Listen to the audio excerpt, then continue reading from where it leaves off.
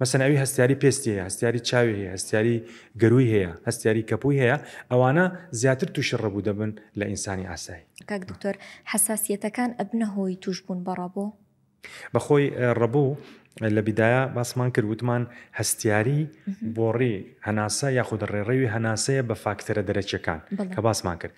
حساسێ وشەی حساسێ هەموو حساسیەکان ئەو مەبدەئەیە کەوا نەخۆشەکە هەستیارە بە هەندێک فاکتەری دەرەکی کە ئینسانی ئاسایی مرۆڤی ئاسایی هەستیار نییە بەوانە. مەسەن بۆ نمونە پێست، ئێستا دەڵێن ئەو حساسی پێستی هەیە. حساسی پێست چییە؟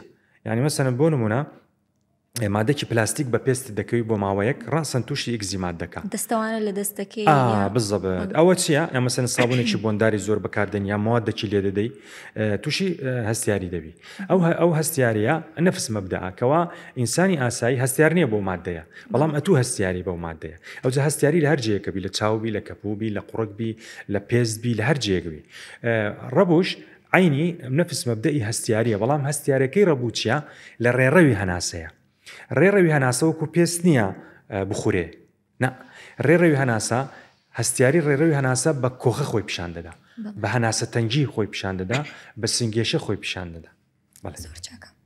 عەفوان بەس ئەوەی یان چییە؟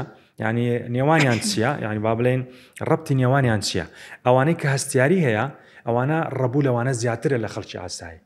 مثلا ئەوی هەستیاری پێستی هەیە، هەستیاری چاوی هەیە، هەستیاری گەروی هەیە، هەستیاری کەپووی هەیە، ئەوانە زیاتر تووشی ڕەبوو دەبن لە ئینسانی ئاسایی.